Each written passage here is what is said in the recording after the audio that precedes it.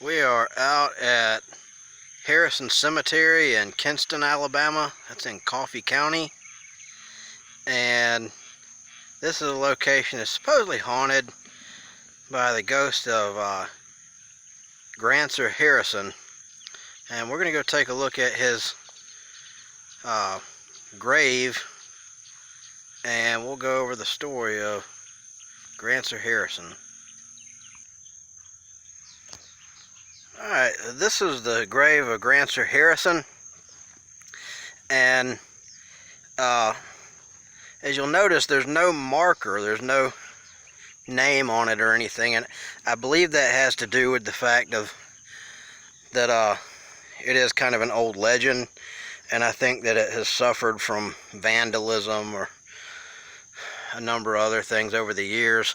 As a matter of fact, as you can see where there's a base of a brick structure around the grave, there used to be a wooden enclosure a long time ago.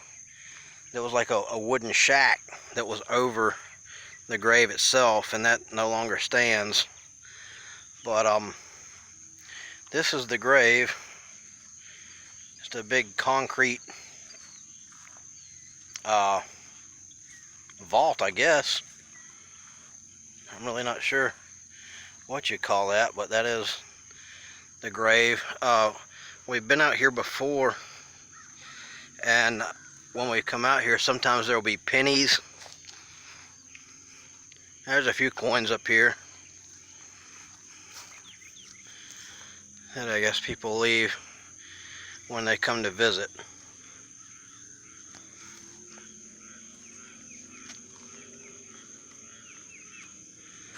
So the story of the ghost of Grancer Harrison is one of the more famous Alabama haunting legends. It was featured in a book that's pretty well known in Alabama. It's a kind of local or regional favorite. An old book from the 60s by what's her name? Catherine Wyndham Tucker, called 13 Alabama Ghosts in Jeffrey. And so we'll sit down and I'm going to read the story of the ghost of Grancer Harrison. And this is not a particularly scary story or anything like that, but it's fun, and this is one place that people tend to come out and visit. And some people claim to have seen sightings of the ghost of Grancer Harrison. Alright, so the story of the dancing ghost of Grancer Harrison, featured in 13 Alabama Ghosts in Jeffrey. Alright, it says the trip into Kinston had taken longer than the Coffee County farmer had planned, and he knew that no matter how fast the mules trotted, it would be after dark before he and his family reached home.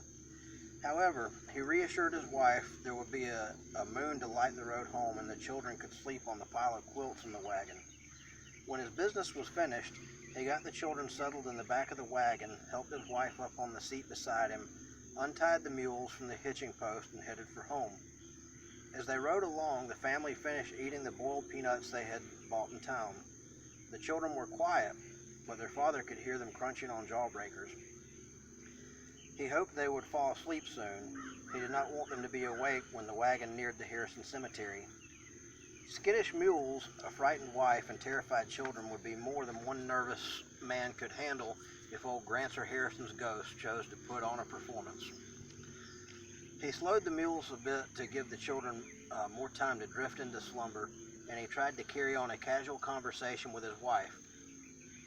He knew what she was thinking. They had both heard stories that very afternoon of the dancing ghost of Grancer Harrison, and they dreaded passing his burial place. By the time they had crossed the wooden bridge over Cripple Creek and had started up the hill on the other side, the children were asleep.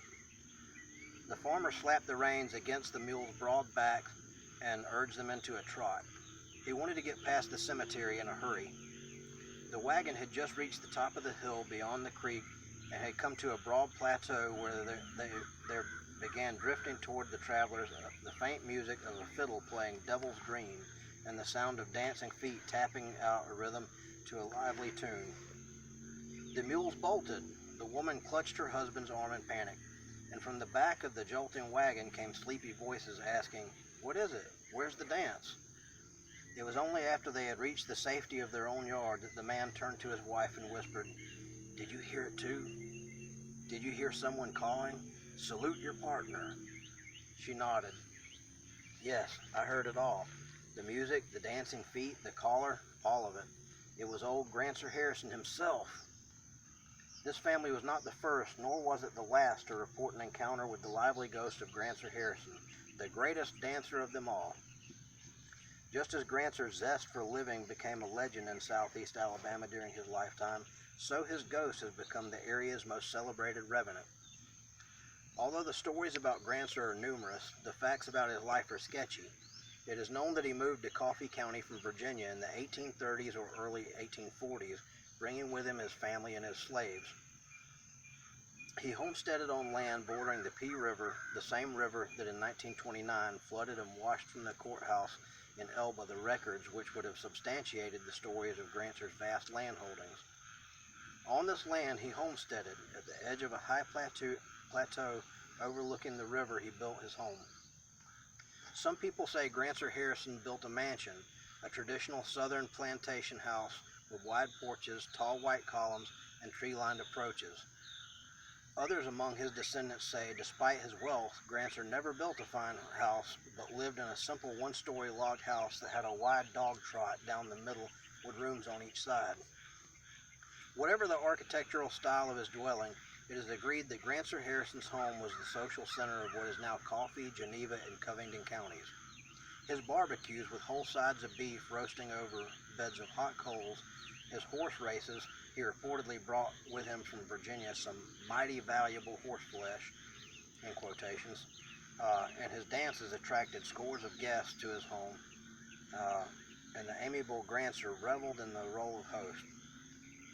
Perhaps to help offset reports that he cared only for entertaining and good times, Grancer excelled in farming. The yields of his long staple cotton were unmatched on any neighboring plantation, and growers came from miles around to get seed corn from him, hoping to duplicate his tall stalks, thick with full ears, which flourished in the bottomlands.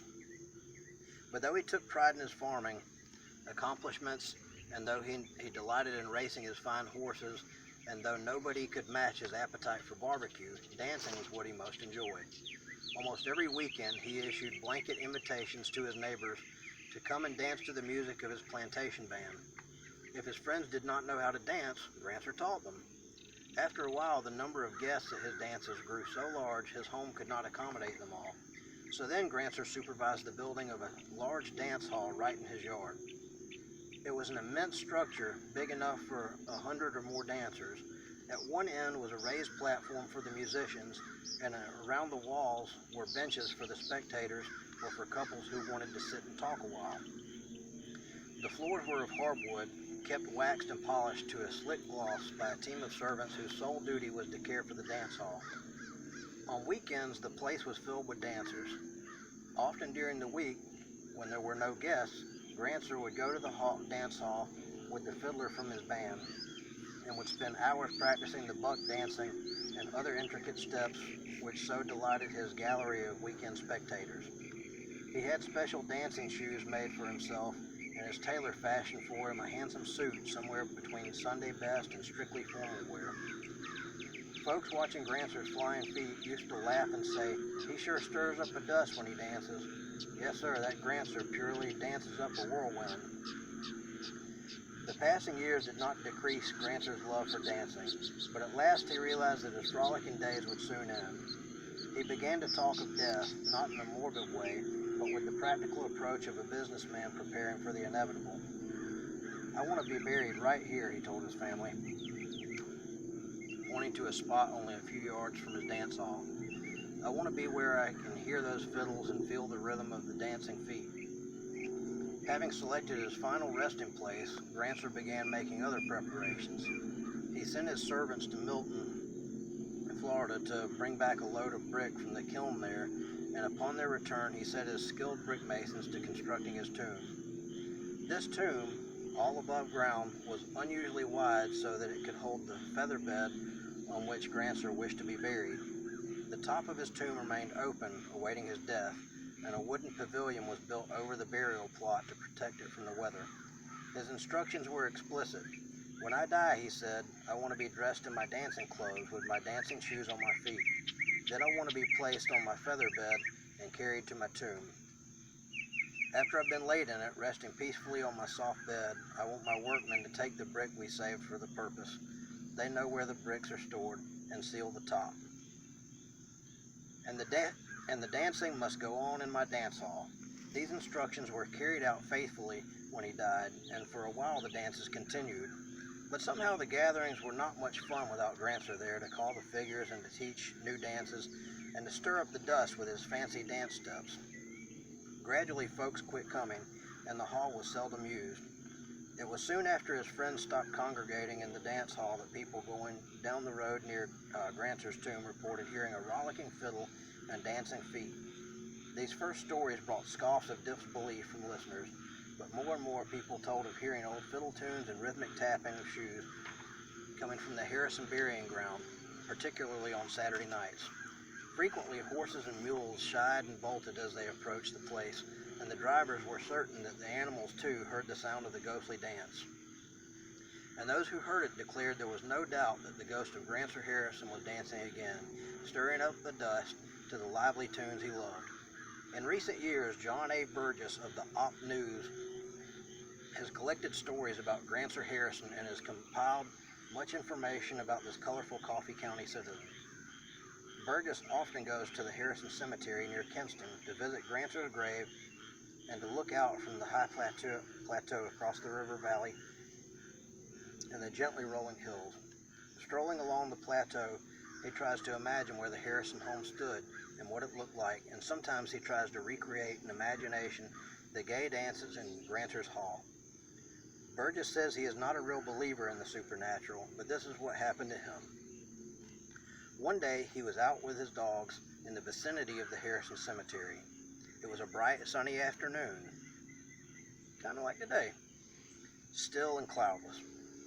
Burgess walked up the rise toward the cemetery and paused at the top to look out across the countryside and to wonder how many times Grancer must have delighted in the same magnificent view. Thinking of Grancer, he turned toward the brick tomb. At that very instant, the sun disappeared behind a black cloud, and a cold gust of wind swept past Burgess, and in the cemetery, a swirl of dust danced from Grancer's sheltered tomb. Now, that's the story of the ghost of Grancer Harrison. There's a couple of illustrations in this book. Well, one's a photograph. This is the shack that used to enclose Grancer's tomb here. Obviously it's all gone, but you can see the brick structure at the bottom that still stands. There's another illustration here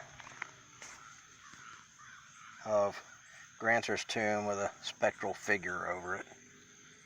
Anyway, that's the story of Grancer Harrison. There's a lot of other good stories in this book. You may not be from Alabama, but this is a classic throughout the state and the region, and it's got some pretty neat stories in there, and we'll take a look at some other ones later on. Thanks for watching.